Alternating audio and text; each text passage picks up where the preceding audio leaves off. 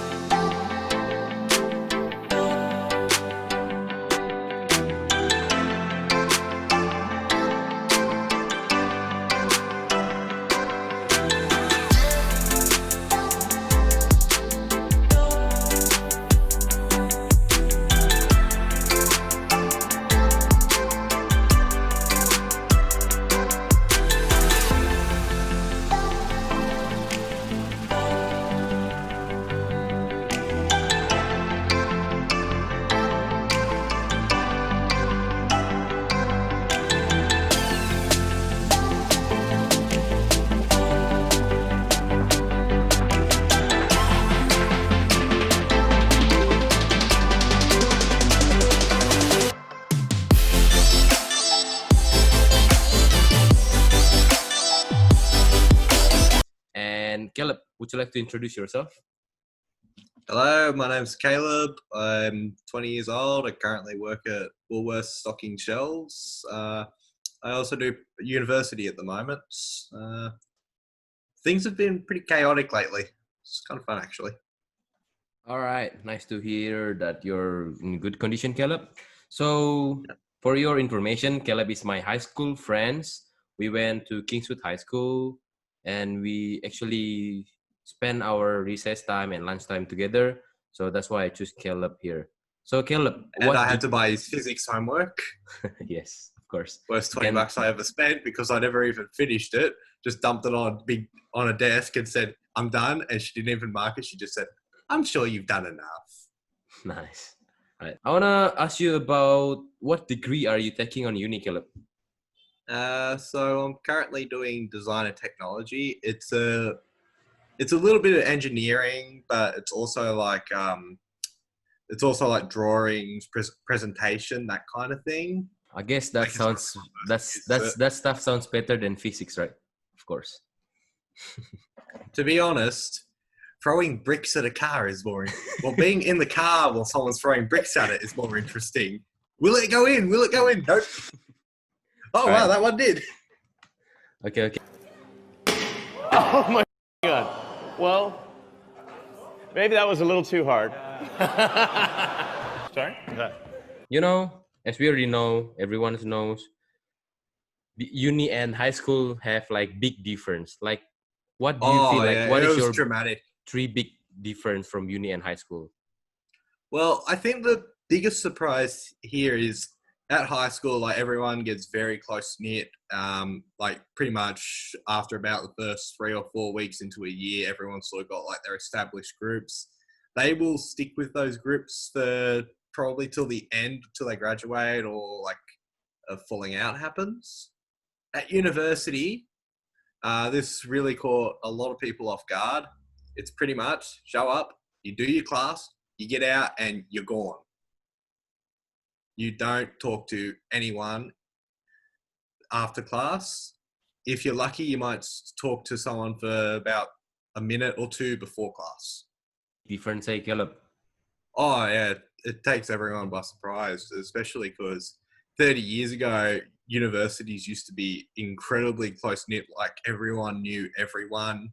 Mhm. Like if something happened to one person, you would know about it by the next day. But now it's sort of like, do you even go here? I honestly have never met you before. Wait a minute. Who are you? Like, kid you not. everyone is strangers, eh? Yeah. Especially with this COVID, because people don't have their cameras on because it's great for the bandwidth. Because let's face it, Australian internet's still crap. Okay. But yeah, so a lot of the time, I barely even have like a name to go with the face. like some people at the moment, like you might see them for the first time and it's like, I don't think I have ever met you.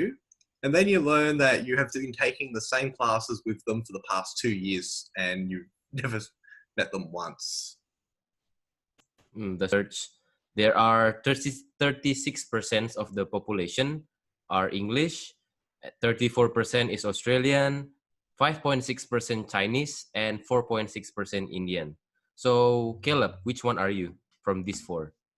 I I know you're would not probably, Chinese.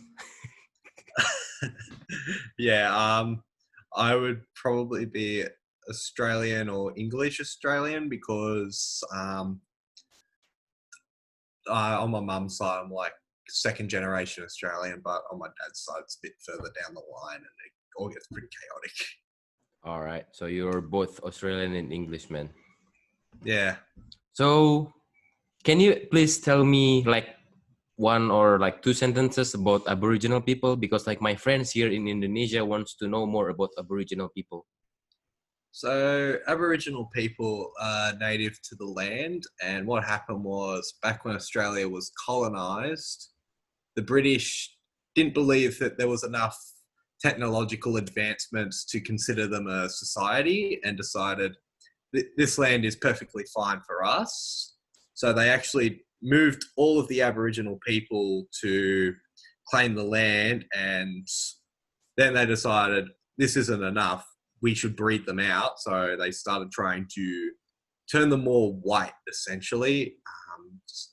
They actually went so far as to kidnap generations and breed with them. It is technically a genocide. Okay. Thank you for the information, Caleb. That's really helpful for my friend here. What do you really have for breakfast, lunch, and dinner? It's usually like a cereal, maybe toast, or sometimes bacon and eggs.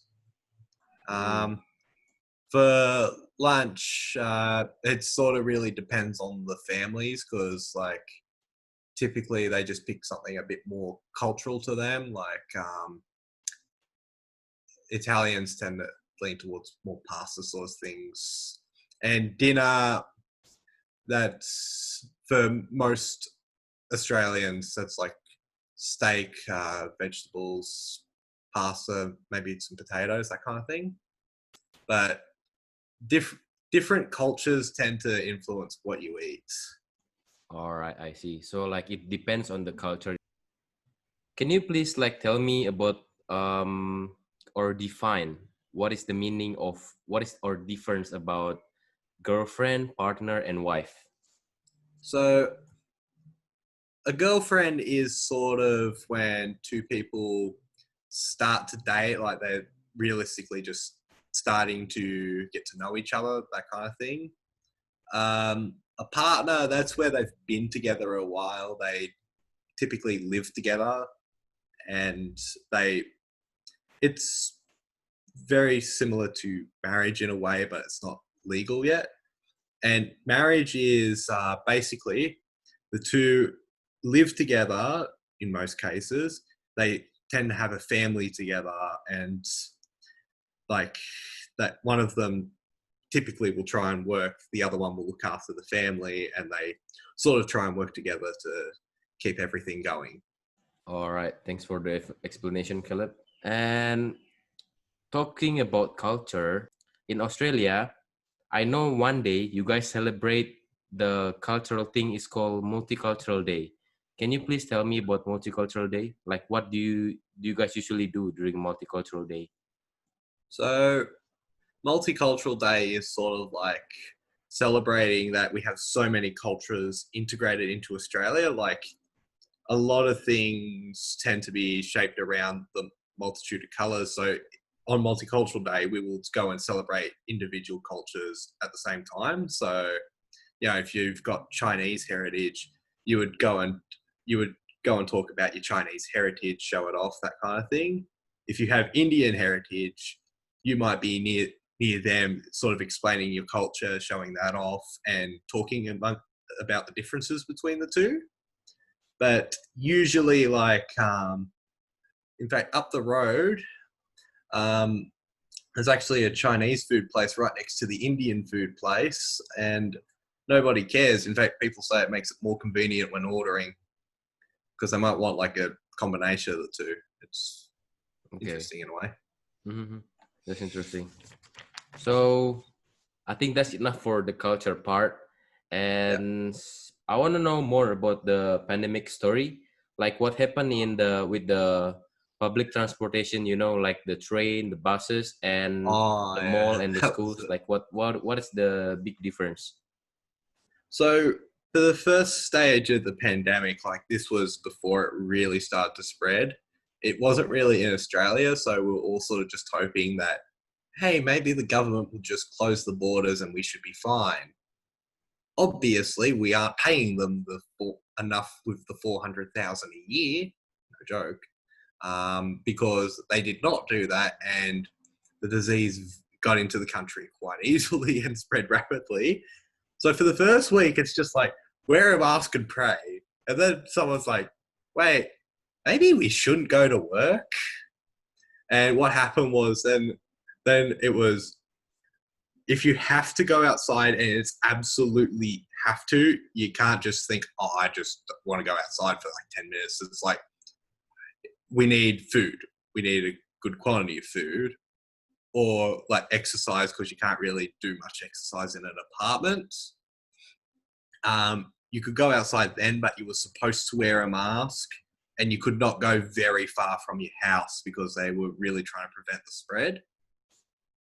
Then everything started to relax because cases died down. So they thought, well, we could start to open up a little bit. Like we'll start opening individual stores. You still should wear a mask, and we won't let you go extremely far. Like I think you could go 100 Ks before it was a problem, unless you had like work or were buying a car. Then what happened was the Victorians down south heard about this. They actually had to deal with the whole people taking cruises.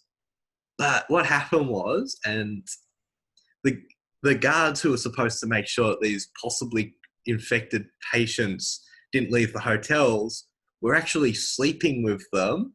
And then the guards ended up bringing the coronavirus into Victoria. The border Victorians didn't know they had it, went across the border and ended up infecting other states. So immediately New South Wales, where I live, and Victoria were back in lockdown. And the other states are like, no, go back inside. We don't want to see you. Not until this dies down. But at the moment, things seem to be calming down now. So it's getting better now, eh? Yeah, you don't have to wear a mask. In fact, working at the shops, I get to see most people coming in and out, and you might see 2 or 3 people work there, but they happen to be employees. So, yeah, it's very interesting to watch. Yeah. So hopefully this pandemic ends soon, right, Caleb? So we can go to our normal activity, go to campus, hang out with friends. So, yeah, or you like to staying at home better? I've personally enjoyed and disliked quarantine at the same time. Like, on one hand, it was great for if I actually went driving because there was no traffic. Like, I could probably drive like 20 or 30 Ks and run into like 2 or 3 cars. But now the roads are back to just being completely full. Like, in all honesty, if it's less than 5 Ks away, consider walking again. But at the same time, there's like some social events I've been looking forward to that were all cancelled. Some people have really enjoyed it. Like one of my friends works as a landscaper. And what happened was so many people took up to gardening that he was getting 40, 50 hours a week instead of his usual 15. He was raking the money in and he loves to rub it in my face. Yeah. Okay. And to be honest, he had plenty of money to rub in. Yeah. But I forgot to mention the greatest part of COVID, right? Toilet paper. Oh yeah. Do you Oh have yeah. any like? Do you have to share screen or something? No. What happened was, so like the first week of COVID, it's like, yeah, this should be fine. We only have to go out for the essentials. And someone thought, what if they stop making toilet paper? All of a sudden, there are like 200 people lined up out the front of the shops. We want toilet paper. We want toilet paper. They were buying it faster than it could be made because someone realized the toilet paper rolls are made in China, the number one source of Corona. So then there's me stuck queuing for 2 hours because we genuinely needed toilet paper. And I got the last one off the pallet and he's like, sorry, there's no more toilet paper. I honestly thought I was going to get robbed in the 400 meters it takes to get home. Just because the toilet paper. Everyone in their cars are looking at me and it's like, I genuinely needed this. It got so bad that we actually had to start making trips for the toilet paper to make sure we didn't run out. And then what happens is some people filled up entire 2-car garages with toilet paper. And then they didn't have enough room. So like people stopped buying the toilet paper. And then it went back to normal. And it's like, hey, we really shouldn't have bought all this toilet paper because we weren't even using it that quickly. Well, So people are really fighting for the toilet paper. Oh, they were. But Because like I've seen a lot of videos on like Instagram, like they were actually fighting for like actually like the food, the toilet paper, the hand sanitizer, the mask. Is that true, Caleb? Oh yeah, I've heard of punch-ons. Apparently someone almost got stabbed over it. Really? He got like- stabbed because of the toilet paper? Almost. Oh, almost. Yeah. What the Yeah, hell, bro? that's how desperate people were for toilet paper. Okay. Not food or essentials, toilet paper. Hmm. But So I would like to thank for that, and I would like to move to our next topic, which is the dangerous animal in Australia. You know, when I was young, I watched like a lot of Nat Geo Planet on the TV, and they told me that Australia has the 50 deadliest animal in the world. Is that true, Caleb? Oh yeah, easily. We actually have some species of spider which can kill in under 8 hours. Hmm. And I just step on them barefoot going to the bathroom sometimes because honestly, I'm just so used to it. But like you got the funnel web, which can be very aggressive. It digs a little hole in the ground and it full on has like a trap door over it. Once something steps on a web near the trap door, it just jumps out and bites it instantly. It could kill a professional football player, so like very big, heavy people in 8 hours. Yeah, like, like the cases of, Stephen Irwin died from the stingray fish. And then actually one of my friends that last time got a shark attack and he immediately died on the beach because he loses blood. Yeah. I've actually heard of cases where people in the outback decided to go to sleep. And what happens is a lot of the snakes like to wrap around something that's warm to warm themselves up. So what happened was they wake up and then they realize there's this really big 2-meter long snake just wrapped around their stomach trying to warm itself up. If you move, it will panic and kill you. Apparently, it's just like a common occurrence out there where you might go to sleep, wake up to a snake wrapped around you, and what you have to do, you can't move until the snake decides to leave, and then they chase it with a shovel. Yeah. Okay. But in all honesty, Mhm. like there's another thing called the cassowary. The cassowary bird. We have, Yeah, I it's think like we 2 have it meters here as long. well. 2 meters Yeah. feet, right? Yeah, it's 2 meters tall and incredibly deadly. Australia is also home to the wedge-tailed eagle. That's one of the few birds in the world that will go and happily attack anyone who's trying to parachute. One of the things they do for food, they will go and pick up a kangaroo, which they're pretty heavy, like 50, 60 kilos. Pick it up, carry it into the sky as high as it can, drop it down, and then feast on the remains. But I actually never heard about like bird actually carrying a kangaroo, bro. Is it real? oh, yeah, it's real. You can Google it. You can when you Google them, one of the first things to appear is like videos of it trying to kill anyone using a parachute. Mm, I see. Yeah. All right. Thank you for the sharing about the deadliest animal in Australia. So, we're now on the last event of this interview part, which are the Australian slang, because we are with Aussie man. So I will share you a screen, Caleb, here. And can you see my screen? Yeah. Yep. Right. So can you make a sentence of this? And then like, okay, I will actually take this one. Like, how do you pronounce that? Avo. Arvo. What is the Arvo. difference between avo and avocado? Like avocado. Arvo. With the little R. An arvo would be like the afternoon, so you just sort of pronounce it a hard R. Mm-hmm. Avocado, you've just got to try and pronounce each letter individually. All right. What about this one? Fair income. Can you like make a sentence of this? I am not the best at it, but I basically you can sort of just substitute it with the word honestly, and so fair income, Caleb. I like honestly thought that was ridiculous. Yeah, that would work too. All right. Yeah. What about good day, mate? Good day. Yeah. This is like the famous one, right? Yeah. It's a pretty popular greeting, especially once you get out to the more farming areas. Oh, farming. So like the farmer would say good day to other farmers. Yeah, but they'll say that to anyone. But in the city, not many people tend to use that. It's the closer you are to the farm, the more likely people are to use it.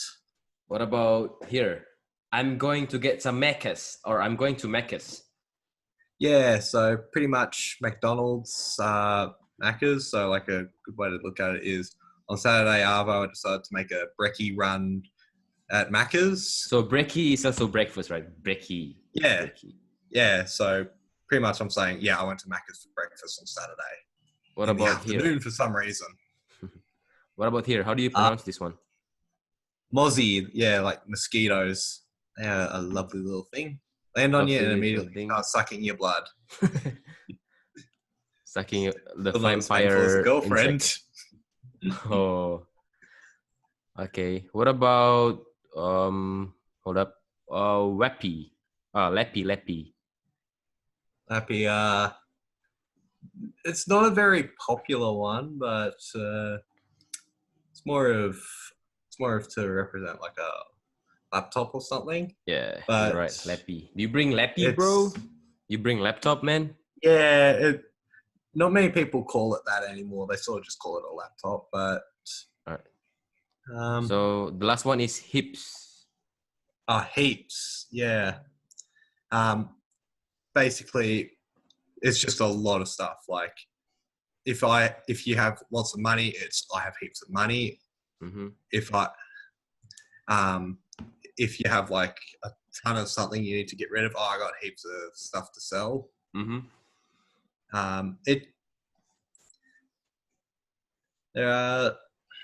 Like you say, pretty you much would say like thank you hips, right, Caleb? Thank you hips for joining. Yeah. Which would be another way of saying thanks a lot. That helps out. Okay. Unless you say it sarcastically. Okay. Thank you, Caleb, actually, for joining and helping me with this interview of what's going on outside in Australia. And we already discussed about Australian culture, Australian like climate and fauna, flora. Australia for me personally is actually a good place as it have like multicultural people. So I learned a lot of like language like Indian, Filipinos, Russian. I learned Russian from my friends, but I didn't join the mafia. I also learned Chinese, Mandarin, Vietnamese, and a lot of culture there. Thank you so much for your time. Yep. And have a good day. Not good Yeah, day. you too. Have a good day, not good day. Yeah. Okay. All right. Good day, mate. Good day, mate.